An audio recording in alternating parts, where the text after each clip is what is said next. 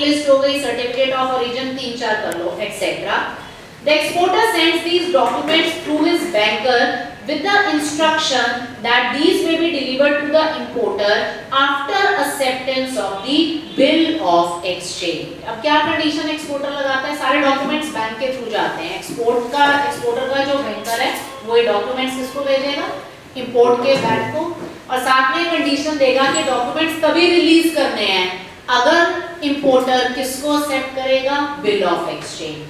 A bill of exchange is drawn by exporter on the importer, asking him to pay a certain amount to a certain person or the bearer of the bill of exchange. Now this is basically an order, right, from an exporter to the importer कि आपको ये bill या तो इस particular person या bank को देना है, या जो इसको होल्ड करेगा, जो इसको बियर करेगा, जो इस इंस्ट्रूमेंट का बियरर है। ठीक है, अब आगे बढ़ो।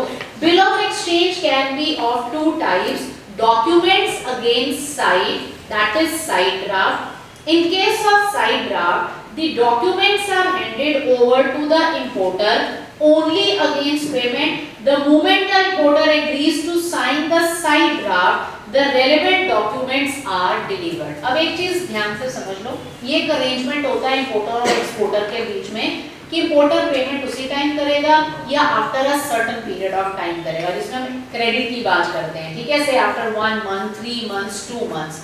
तो अगर इंपोर्टर ने इमीडिएट पेमेंट करनी है तो कौन सा बिल ऑफ एक्सचेंज तैयार होगा, जिसको हम क्या बोलते हैं? Side draft, right. उसमें लिखा होता है कि जब इसको साइन करेगा कौन? इंपोर्टर, उसको इमीडिएटली बैंक क्या हैंड ओवर कर देगा? रिक्वायर्ड डॉक्यूमेंट्स, लेकिन उसको पेमेंट साथ के साथ करनी पड़ेगी। दूसरा, document against acceptance, that is usance draft, इसको टाइम ड्राफ्ट भी बोलते हैं, जो कि डेफर्ड पेमेंट से रिलेटेड है।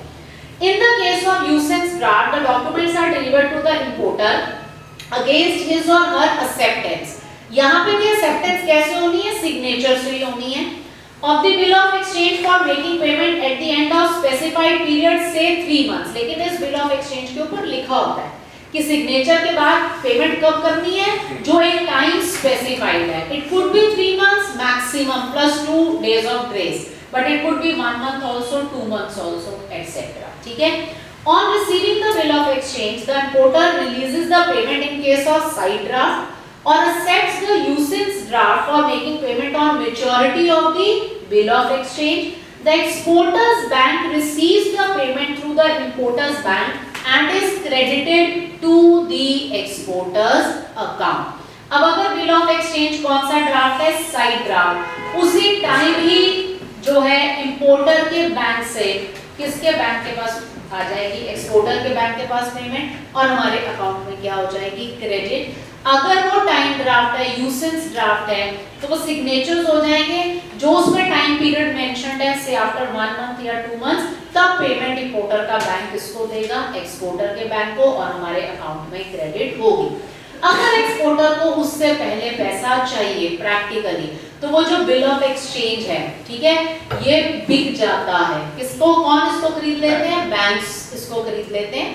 तो कभी उसमें लिखा ना, और the bearer of the bill of exchange और द पर्सन नेम्ड देयरइन, तो बाद में वो जो पेमेंट है, मेरे को तो बैंक ने दे दी, मैंने सेल कर दिया, वो पेमेंट जो इंपोर्टर है वो किसको देगा?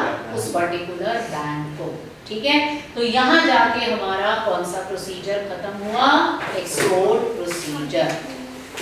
हाँ जी, आनंद मिला? मजा आया? सबसे लेंथी टॉपिक है 10 मंथ का।